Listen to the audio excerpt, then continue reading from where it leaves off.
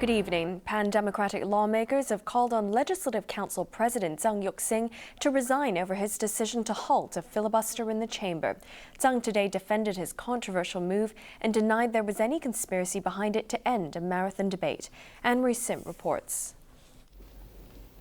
After taking the unprecedented move of invoking special powers to bring to an end a rambling 33-hour filibuster yesterday, the LegCo president today defended his controversial move. I still believe that it was the best possible decision for me to take. I believe that I managed to maintain a balance between giving ample opportunity for the minority in the council to express their views and to make whatever is allowed by the rules of procedure to bargain with the government. And at the same time, as president of the Legislative Council, I had a duty to ensure that the council as an institution must function properly.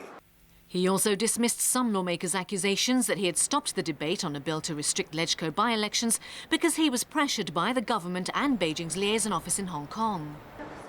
There was no conspiracy whatsoever. I never discussed with other council members, other legislators, about what I should do, whether I should stop the filibustering or not, because I know that it was bound to be a very controversial issue, whether I decided to stop it or to allow it to go on forever. There must be very strongly conflicting views among the legislators. So I did not believe that consulting my colleagues in the council on that point would be constructive in any way. But Zhang made it clear that he had asked for advice from the LegCo Secretariat. Lawmakers were back in the chamber this morning to vote on each and every one of the more than 1,300 amendments on the bill that triggered the filibuster. The bill aims to stop legislators who resign from running in elections for 6 months. Still, Zhang couldn't escape controversy, as another one of his decisions came under fire this morning. He decided to delay the meeting by 30 minutes because several lawmakers had called in to say they couldn't make the 9 a.m. start because of the heavy rain. But that didn't go down too well with People Power's Albert Chan, one of the lawmakers who tabled the amendments. He lashed out at the LegCo president for siding with the government by postponing the meeting to avoid what would have been the third adjournment in 3 weeks. Zhang insisted he just wanted to allow time for the rest of the legislature to make it to the chamber. But his explanation didn't go down well with the Pan-Democrats, who called on him to resign for delaying today's meeting and for abruptly halting the filibuster. Democratic Party Chairman Albert Ho had harsh words for the LegCo president. We are very disturbed by the president's ruling made this morning, suddenly delaying the time for commencement of the meeting for half an hour. Now, we take the view that this is totally inconsistent with the existing standing order. In a bid to speed up the arduous voting process on each of the 1,300 amendments, independent lawmakers Chim Pui-chung and Paul Tse called on Zhang this morning to simplify the procedure.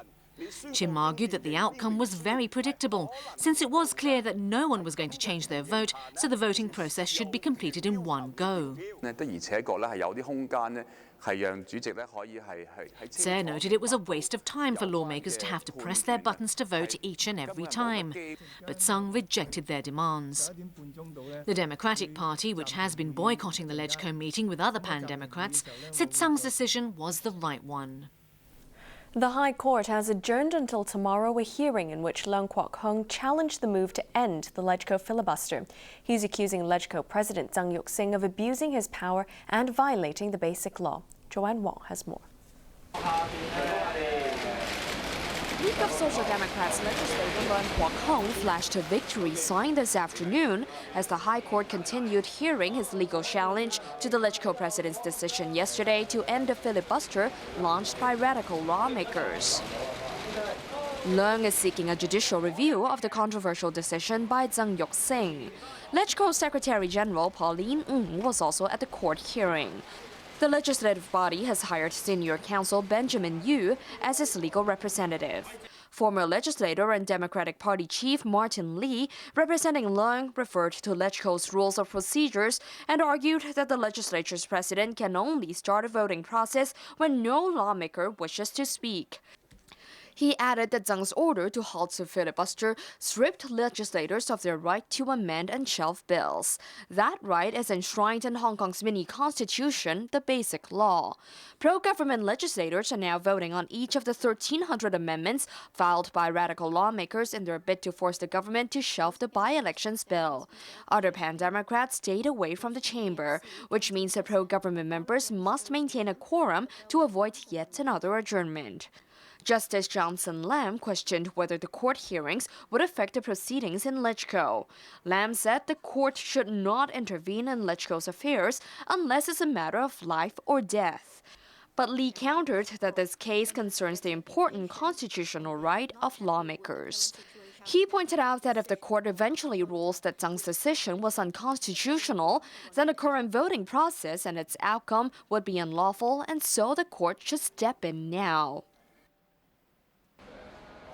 Leung dropped his move for an injunction to freeze Zhang's decision because he said there was a slim chance that it would be granted. But he hoped that the judge will declare that Zhang's move to end the filibuster was unconstitutional. Make a judgment which is in favor of the right of the freedom of speech inside the LegCo. The court hearing is continuing. Zhuan Wang, ATV News. On the mainland, smuggling kingpin Lai Chang-shing has been jailed for life after being found guilty of running a criminal syndicate that made billions of dollars. Lai was sentenced less than a year after his deportation from Canada and 12 years of unsuccessfully trying to win refugee status. Arthur Akilla has details. A court in Xiamen today announced that Lai Chang-shing has been sentenced to life in prison for smuggling activities which reportedly netted him billions of dollars. The 53-year-old was also stripped of his political rights, and all his personal assets were seized after being convicted at the end of a trial which began in April. In addition, Lai was given a 15-year sentence on bribery charges in a case that implicated top-ranking military and police officials. He is allowed to appeal against the conviction and sentence. Lai was accused of running a massive smuggling ring in Xiamen in the 1990s and paying off senior officials to ignore his illegal activities. He bribed 64 officials with cash, as well as properties and vehicles worth more than 39 million yuan. Officials were entertained by him at a lavish private club known as the Red Mansion, which boasted restaurants, ballrooms, karaoke bars, cinemas, and bedrooms. His close connections with officialdom enabled him to set up networks in Xiamen and Hong Kong to smuggle cigarettes, cars, oil products, and industrial materials worth more than 27 billion yuan. Lai also evaded paying 14 million yuan in taxes. About 300 people have been punished for their involvement in his operations, 14 of them, including a former vice minister for public security and some provincial officials, were sentenced to death. The foreign ministry welcomed the outcome of Lai's case. Spokesman Hong Lei said the verdict and sentence underlined Beijing's determination to stamp out corruption. There was a diplomatic twist when Lai and his family fled to Canada in 1999 and tried to win refugee status, claiming that the charges against him were politically motivated. He argued that he would be tortured and executed if he returned to China. But Lai was extradited to China in July last year after Beijing promised Canada that he would not be executed. Canadian diplomats on the mainland say they have had regular access to Lai since he returned. Arthur Akilla, ATV News. Sport news. In tennis, there was joy for the top seeds at the Rome Masters, although world number 1 Novak Djokovic had to replace his racket after throwing a tantrum. Karina Wu explains. Defending champion Novak Djokovic took on Juan Monaco of Argentina and found himself in trouble, losing the first set 4-6.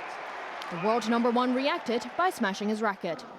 But the Serb recovered, winning the next 2 sets 6-2, 6-3 to reach the last 8 of the Rome Masters.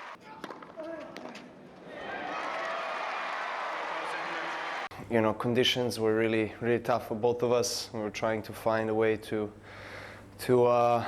sustain the confidence and the focus at the important moments, and I'm just happy to get through to this one. There was a setback for fourth-seeded Andy Murray, who was troubled by a back injury.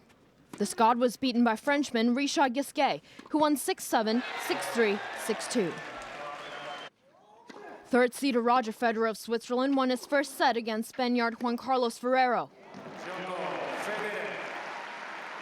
The Spaniard took the second, but Federer claimed the decider to advance to the quarterfinals on a 6-2, 5-7, 6-1 victory. Rafael Nadal of Spain found the going easier. The King of Clay defeated compatriot Marcel Granollers 6-1, 6-1. Karina Wu, ATV News. The Olympic flame has been handed to British officials in a ceremony in Greece attended by London's mayor, British royalty, and superstar footballer David Beckham. The weather was typically British, one spectator quipped, as umbrellas were employed at the start of one of the main rituals of this year's Olympics to be held in London. At the Greek stadium, which hosted the first modern games in 1896, officials prepared to hand over the Olympic flame to the British. The flame had been lit last week from the sun's rays at Olympia, site of the ancient games, and taken in a relay across Greece. The rain stopped as the flame reached the stadium, carried by Greek weightlifter Pyros Dimas and former Chinese gymnastics champion Li Ning, who lit the cauldron in dramatic fashion at the last games in Beijing.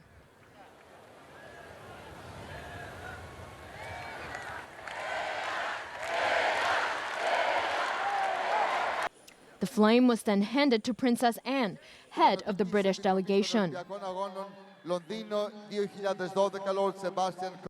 This summer, we welcome the world to London, and we look forward to the incredible events that will unfold. Join us in a sporting celebration that will capture the imagination of the world.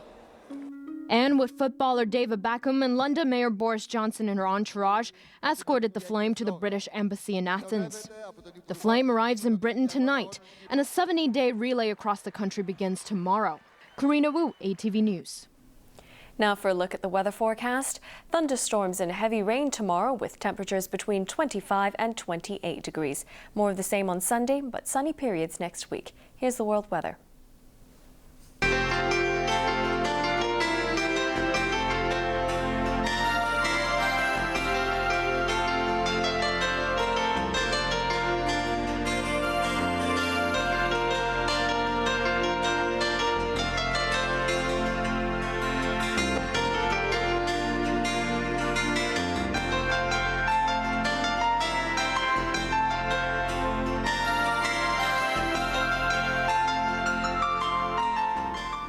I'll be back after the break with finance news, including a look at Facebook's IPO. Stay with us.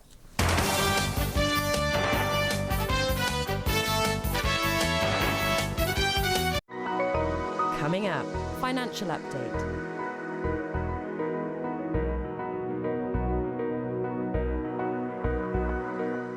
On special, buying in bulk is a really smart thing to do. Get the latest tips from the writers of the best-selling cookbooks. Simple is simply beautiful and reasonable. Leisure Time, 4 ingredients, every Saturday night at 8:30.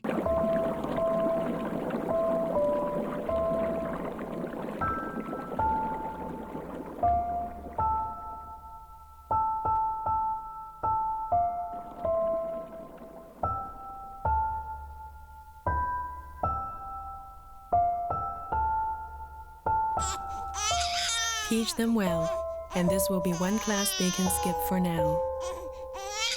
Sex education begins with parents. The world's finest are here, celebrating the arrival of fabulous summer in the city of music. Music is in the air. Vienna Philharmonic Summer Night Concert 2011, Wednesday night at 8.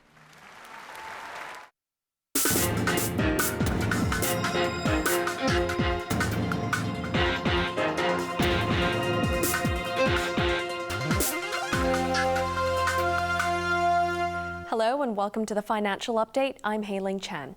Hong Kong shares have recorded a second consecutive weekly loss of more than 5%. That's after data was released showing home prices on the mainland fell for a second month in April, and 16 Spanish banks had their credit ratings cut. It's been a tough 2 weeks for Hong Kong's stock market. The Hang Seng Index shed 1.3% or 249 points to finish at 18,951 today. That's 5.1% for the week, the second in a row that this has happened. It was the worst fortnight for the benchmark since September last year. Turnover today was $65 billion. Chinese real estate developers were the hardest hit after data released today showed home prices on the mainland fell for a second month in April compared to a year ago. Beijing has vowed to continue its efforts to make housing more affordable by curbing speculative property demand, dashing hopes of its policies being relaxed. On the mainland, the Shanghai Composite Index was weak as well, ending 1.4% or 34 points down at 2,344. Elsewhere in the region, Japan's Nikkei slumped 3% or 265 points to close at 8,611. That's a 4-month low, making the market on track to its longest losing streak since 2001. In South Korea, the Kospi suffered its biggest daily percentage loss of the year. It was 3.4% or 62 points lower at 1,782. That wrapped up its worst trading week in 8 months. Part of the regional slump was blamed on Moody's downgrade of the credit ratings of 16 Spanish banks overnight. The agency cited Spain's slide back into recession and bad loans in the property sector for the ratings cut. The question is whether this contagion can be stemmed and what's the response. But in the meantime, filtering across to Asia, clearly we can see in terms of financial markets, this is having a key consideration at the moment in time. And then there was a lack of confidence in Greece that led to European markets opening lower today. Politicians in the debt-laden country are preparing for a second election in 6 weeks after they failed to agree on a coalition government that can effectively tackle its economic crisis.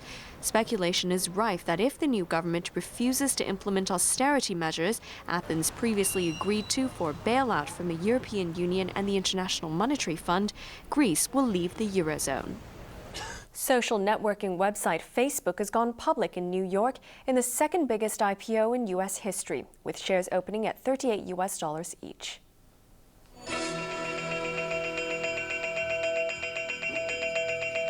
The company's CEO, Mark Zuckerberg, remotely rang the opening bell at NASDAQ just a short while ago from Facebook's headquarters in California. It's become the first U.S. company to be worth more than $100 billion at its debut. The IPO raises Facebook $18 billion, but even though its stock is in huge demand, experts are warning investors to wait and see how it does in the long term first. Facebook's initial public offering is the most highly anticipated of the year. The social network offered 420 million shares at $38 each, making it the second biggest IPO in U.S. history after Visa. That propels the company, formed only 8 years ago, to the top ranks of corporate America. Facebook's mission is to make the world more open and connected. And makes 28-year-old CEO Mark Zuckerberg even richer than he already is, with a net worth of nearly $20 billion. Investors are scrambling to get their hands on some of the company's stock. Demand is so high that Facebook announced earlier this week it's selling 25% more shares than planned. I think the short-term actions of the stock will be driven more by emotion, will be driven more by just the demand-supply economics, not enough shares going public. And the demand is several-fold. So that's what's going to drive the stock in the near term. Over the long term, however, it's going to be driven by fundamentals. But Zuckerberg and his fellow founders are still in control of Facebook, as they have 96% of the vote.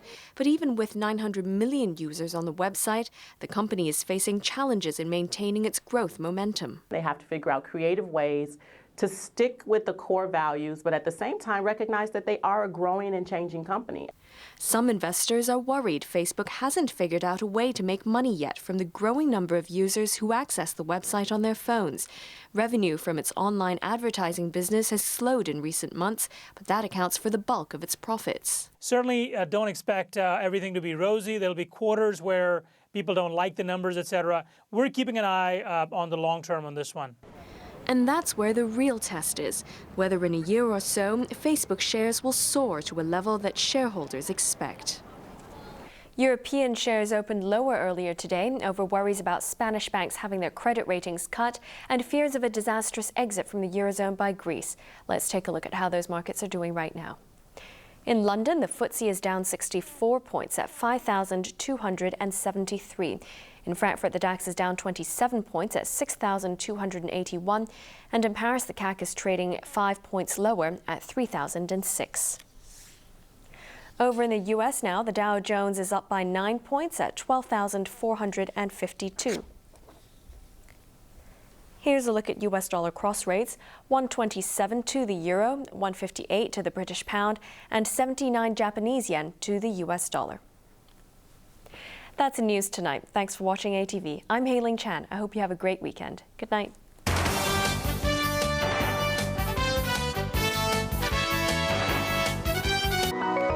Coming up, Racing to Win.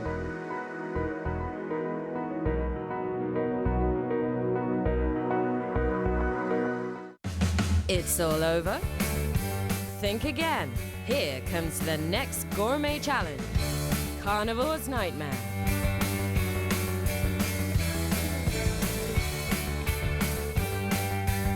Leisure Time, Man versus Food, Monday night at 8:30. Life is beautiful regardless how you look at it. One movement, one touch. All these beautiful moments will be captured on All About Documentary, Nature's Unique Angles, every Thursday night at 10:05.